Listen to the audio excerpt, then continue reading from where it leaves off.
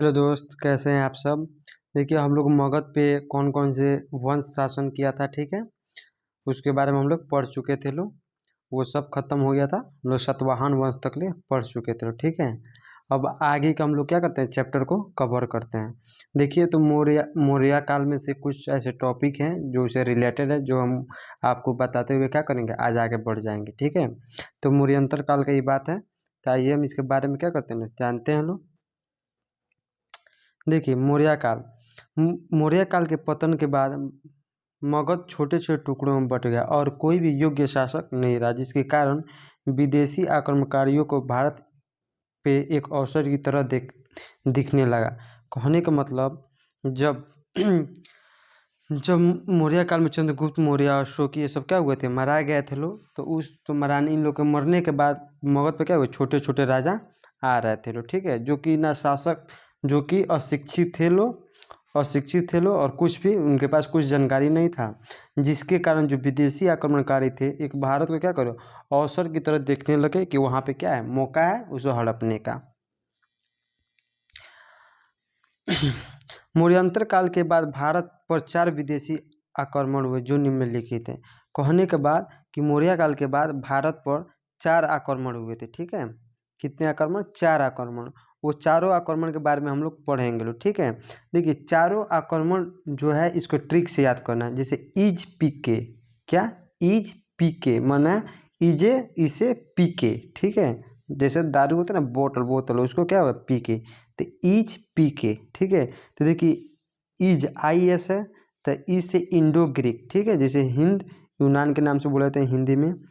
दूसरा है is S, क्या है, शक, स से क्या होगा, शक, ठीक है, शक वंश।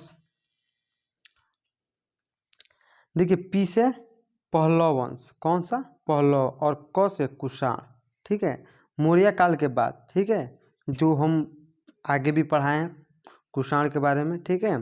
शक वंश के बारे में 2 चीज़ नहीं पढ़े लो, इंडो ग्रीक और पहलव, ठीक है। तो इसको हम लोग पढ़ेंगे लो आगे, ठीक है। तो कितना, मौर्य काल के बाद 4 विदेशी जो आक्रमणकारी विदेश से जो आए थे, वो कितने, 4 क्या किए, 4 आदमी ने आक्रमण किए थे। कौन कौन से वंश थे, एक इंडो ग्रीक था, एक शक था, एक पहलव था, एक कुषाण था, ठीक है। अब हम लोग आगे चलते हैं लोग। देखिए, इंडो ग्रीक यानी इसके बारे में क्या करते हैं, पढ़ते हैं इंडो ग्रीक के बारे में, ठीक है। क्या है, इंडो ग्रीक, इसके बारे में, ठीक है। इसका क्षेत्र हिंदुकुश पर्वत के समीप का बैक्टोरिया था, अतः इन्हें बैक्टोरियन शासक भी कहा जाता है, ठीक है। किस, इंडो ग्रीक को। कहने का मतलब, जो इनका क्षेत्र था, कौन था, हिंदुकुश पर्वत के समीप एक बैक्टीरिया था, ठीक है। उसी क्षेत्र में ये लोग रहते थे, लोग कौन, इंडो ग्रीक वाले।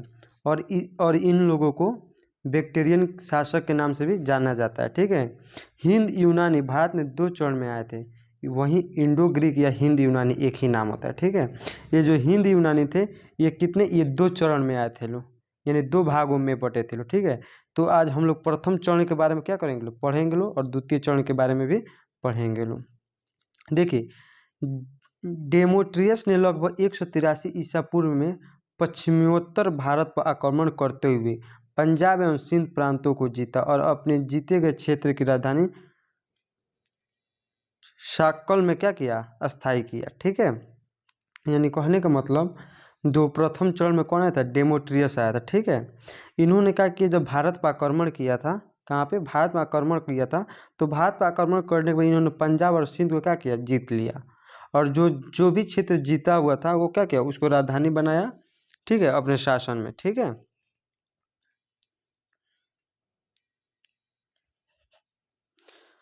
अपने राजधानी को कहाँ बनाया, कोटा में बनाया, यानी शाक्य में बनाया था, ठीक है। देखियो, और डेमोट्रियस वंश की स्थापना किया, कौन सा, और डेमोट्रियस वंश का उन्होंने स्थापना किया था, कौन, कौन, डेमियोटियस ने, ठीक है। डेमियोटियस ने कौन सा वंश, डेमियोटियस वंश की स्थापना किया था। यानी जो फर्स्ट संस्थापक होता था, ठीक है, जो वंश का स्थापना करता वही क्या होता था, उसका संस्थापक बोला जाता था, ठीक है। देखिए, डेमोटियस ने शुंग राजा पुष्यमित्र पर आक्रमण किया, किंतु पराजित हो गया। कहने के मतलब जो डेमोटियस था उन्होंने शुंग के राजा था, ठीक, उसका नाम क्या था, पुष्यमित्र। इन पे उन्होंने आक्रमण किया, किंतु पुष्यमित्र ने उन्हें क्या कर दिया, पराजित कर दिया।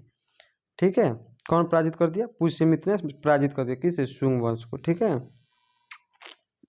दिख रहा होगा, नहीं दिख रहा तो थोड़ा और जूम करते हैं।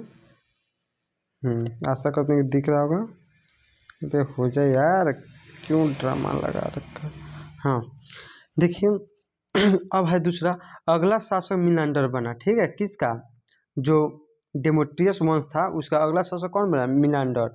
डेमोट्रियस को किसने मारा था, तो पुष्यमित्र ने मार दिया था। ये कौन से वंश का था, सुआंग वंश का था। ठीक है, तो डेमोट्रियस वंश का अगला शासक मिनांडर बना था। इसने भी सुआंग के राजा पुष्यमित्र पर आक्रमण किया।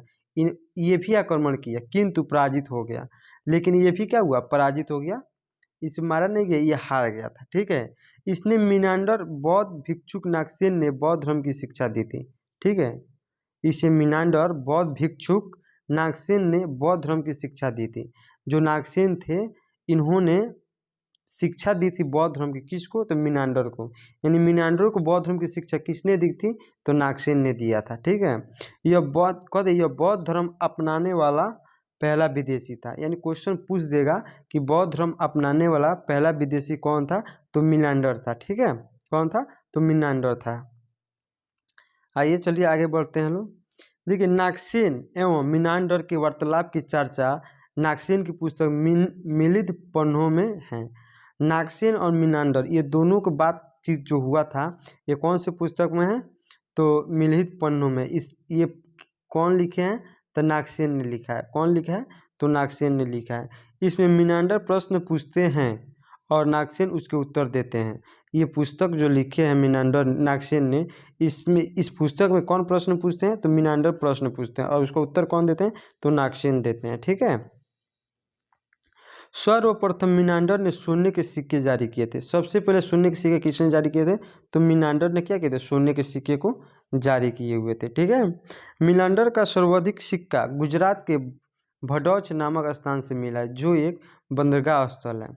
जो मिनांडर जो सोने के सिक्का को जो जारी किए थे वो सबसे ज़्यादा गुजरात के एक गांव है जिसका नाम है भडौच। ठीक है, वहीं से मिला है। और वो क्या है, एक तरह का बंदरगाह हो गया है, या पहले से वो बंदरगाह था। ठीक है, मिनांडर के काल में मूर्ति निर्माण के क्षेत्र में सर्वाधिक विकास हुआ था। और मिनांडर के काल में ही जो मूर्ति का निर्माण होता है, जैसे देवता होता बनते हैं, जो भी मूर्ति होता है उसका सर्वाधिक उसमें क्या हुआ था, प्रचलन था, यानी विकास विकास हुआ था। हिंदियन यानी इंडो ग्रीक के अंतिम शासक कौन थे, हेलियोक्लिच थे। कौन थे, हेलियोक्लिच थे अंतिम शासक। जैसे इंडो ग्रीक के अंतिम शासक कौन थे, तो हेलियोक्लिच थे। ठीक है, देखिए ये प्रथम क्या हुआ था, ये प्रथम चरण में आए थे। अब हम लोग द्वितीय चरण के बारे द्वितीय चरण में बढ़ते हैं कि द्वितीय चरण में कौन कौन आया था लोग। ठीक है, आज दरोगा का एग्जाम हुआ है जिसमें क्वेश्चन काफ़ी अच्छा पूछा हुआ था। आप लोग अगर जो एग्ज़ाम दिए हैं वो तो क्वेश्चन देखे ही होंगे कि हम जितना पढ़ाए उसमें से कितना आया है कितना नहीं आया है। सिर्फ अभी तो मैं हिस्ट्री पढ़ा रहा हूँ। ठीक है, चलिए, लेकिन अच्छा खासा क्वेश्चन आया था, क्वेश्चन हम भी देखे हुए हैं। तो आइए द्वितीय चरण में। ठीक है, द्वितीय चरण में देखते हैं। देखिए द्वितीय चरण में इसमें यूक्रेटाइडिस ने तक्षशिला में यूक्रेटाइडिस वंश की स्थापना की। यानी कहने का मतलब प्रथम चरण में डेमोक्रेट्स आए थे, ठीक है, जो जिन्होंने डेमोक्रेट्स वंश की स्थापना किया था। लेकिन द्वितीय चरण में यूक्रेटाइटिस तक्षशिला में यूक्रेटाइटिस वंश की स्थापना की। आया कौन था, यूक्रेटाइटिस आया था द्वितीय चरण में, और उन्होंने तक्षशिला में वहीं पे यूक्रेटाइटिस वंश की क्या किया, स्थापना किया। इस वंश के शासक अंतियाल ने अपना राजदूत हेलियोडोटस को शुंग राजा भागव्रत के दरबार में मित्रवत संबंधित स्थापित करने के लिए भेजा था। यानी कहने का मतलब जब जो यूक्रेटिस वंश के एक राजा था, तो कौन था, अंतियाल। इन्होंने क्या किया कि एक अपना राजदूत भेजा था, ठीक है, जिसका नाम क्या था, हेलियोडोटस। और वो उन्होंने सुआंग वंश के एक राजा थे भागभरत, इसी के दरबार में उन्होंने क्या कहते हैं, मित्रता करने के लिए ये क्या भेजा था, पत्र भेजे थे। किनके हाथ से, थे हेलियोडोटस के हाथ से। ठीक है। इस वंश के हेलियोडोटस भागवत धर्म से प्रभावित होकर इस धर्म को अपना लिया। जो हेलियोडोटस थे, जो राजदूत थे किसका, तो अंतियाल का, ठीक है। लेकिन हेलियोडोटस ने भागवत धर्म को क्या किया, पढ़ा था, उसके बारे में जाना था, उससे वो क्या हुआ, प्रभावित हो गया। और इससे प्रभावित होकर कि इन्होंने इस धर्म को अपना लिया था। कौन से धर्म को, तो भागवत धर्म, यानी विष्णु भगवान क्या करने, विष्णु भगवान के बारे में उन्होंने जाना, माना और समझे कि हाँ ये अच्छा है, तो उन्होंने कौन सा धर्म अपना लिया, तो भागवत धर्म अपना लिया। और इस धर्म के सम्मान में विदिशा में गरुड़ ध्वज अभिलेख बनवाया। कौन, हेलियोडोटस। जो हेलियोडोटस थे, इन्होंने क्या किया कि भागवत धर्म के सम्मान के लिए, ठीक है, विदिशा में एक गरुड़ ध्वज अभिलेख को बनवाया था, ठीक है। वह किसी राजदूत का एकमात्र व्यक्तिगत अभिलेख है। वरना क्वेश्चन आ जाएगा कि राजदूत का कौन सा अभिलेख है, तो हे कौन, गरुड़ ध्वज अभिलेख। एक क्या, एक राजदूत का एकमात्र अभिलेख है। कौन, तो गरुड़ ध्वज अभिलेख। तो ये किसने लिखा था, तो हेलियोडोटस ने लिखा था, ठीक है। देखिए यूक्रेटाइडिस वंश के अंतिम शासक कौन थे, हेमरियस थे। कौन थे, हेमरियस थे। ये क्वेश्चन आ जाएगा कि जो इंडो ग्रीक वाले थे, वो जो फर्स्ट सेकेंड इथी में आए हुए थे, बार आए थे, द्वितीय में आए हुए थे, उस वंश के अंतिम शासक कौन थे, तो हेमरियस थे, ठीक है। तो यूक्रेटिस वंश के अंतिम शासक कौन थे, हेमरियस थे, ठीक है। वो दूसरा, प्रथम वाला दूसरा वंश था, ये क्या है, दूसरा वंश था, ठीक है। वो डायमेट्रियस वंश थे, ये कौन से, ये यूक्रेटाइडिस वंश हैं, ठीक है। तो ये क्या हुआ, इंडो ग्रीक खत्म हो गया यहाँ पे। अब इसके बाद हम लोग क्या बोले, शक के बारे में पढ़ेंगे लोग, और शक के बारे में, उसके बाद किसके बाद, उसके बाद कुषाण के बारे में, उसके बाद, ठीक है। तो हम लोग अब इस वीडियो को यहीं पे रुकते हैं लोग। Thank you.